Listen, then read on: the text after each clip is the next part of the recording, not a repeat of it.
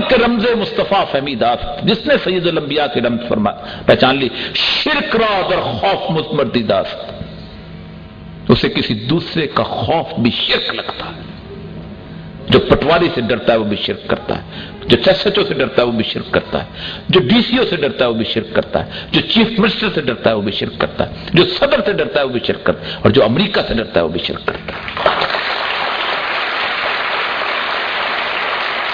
اور کوئی ضرورت نہیں ہے، کوئی ضرورت نہیں ہے، کسی قسم کی کوئی ضرورت نہیں ہے ابھی ہمیں مثالیں دینے کی۔ ہم نے قادسیہ جیتی تھی، ہم نے دشت و دشتہ میں بھی نہ چھوڑے، ہم نے بحر ظلمات میں دوڑا دیے گھوڑے، ہم نے پرانی باتیں تھی ہیں۔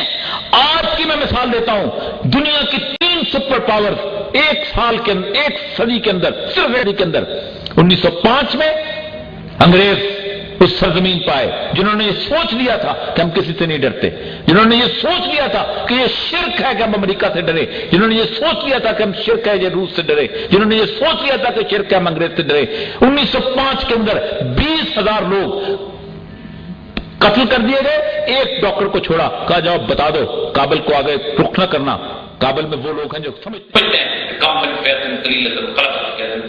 تم چھوٹے بھی ہو تو بڑوں پتا دیں گے رخ نہیں کیا، اس کے بعد ڈیورٹ لائن بنا دی۔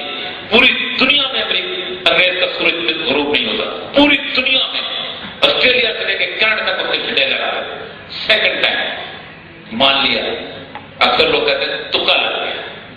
وہ انگریز کے دوستوں کو تلواریں ہوتی تھیں، ان کے پاس میں تلواریں تھیں، بندوقیں تھیں، ان کے پاس میں بندوقیں تھیں۔ دوسری دفعہ جب انہوں نے لڑائی لڑی، روس بہت بڑی طاقت، پورے کے پورے سینٹرل ایشیا کو کور کیا ہوا بڑھتا ہوا طوفان۔ مان لیا امریکہ نے مدد کی، مان لیا اس نے ISI نے مدد کی۔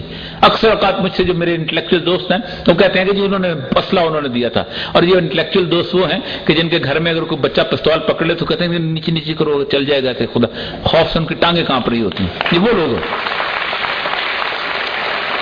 لیکن اس کے بعد مان لیتے ہیں کہ ISI نے مدد کی، امریکہ نے مدد کی، اور وہ جنگ جتوا دی۔ لیکن اب کی دفعہ کیا ہوا تھا؟ 48 ملک ایک ساتھ، کوئی پڑوسی ساتھ نہیں ہے، نہ تاجکستان ساتھ، نہ ایران ساتھ، نہ ازبکستان ساتھ، اور جس سرزمین پر بیٹھے ہیں صرف ایک دفعہ گریبان میں منہ ڈال کے دیکھیے گا، 57,000 دفعہ جہاز اڑا ہے یہاں سے امریکہ کا، اور انہوں نے پخچے اڑائے ہیں مسلمان بھائیوں کے۔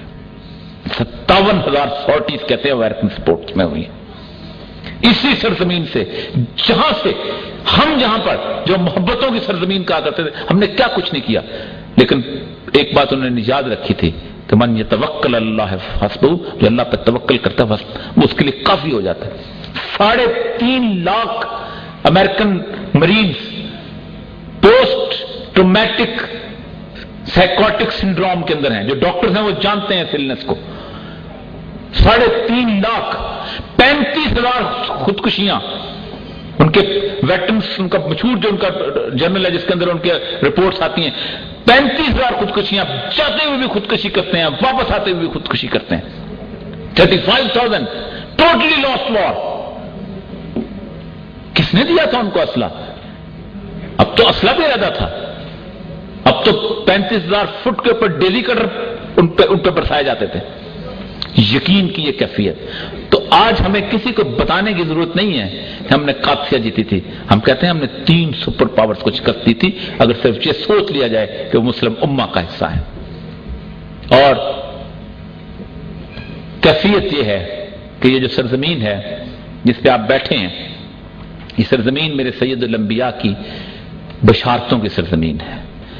اقبال نے کہا تھا میرے عرب کو آئی ٹھنڈی ہوا یہاں سے، اور یہ سید الانبیاء کی حدیث سے ہے کہ مجھے اس علاقے سے ٹھنڈی ہوا آتی ہے۔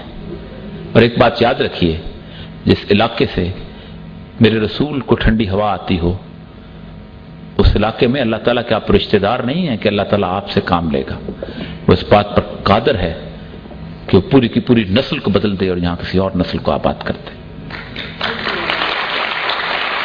خوش نصیب ہوں گے وہ لوگ، خوش نصیب ہوں گے وہ لوگ جو اس سرزمین سے محبت اور سید الانبیاء کے اس بشارت کے امین پر کر اللہ کے حضور جائیں گے۔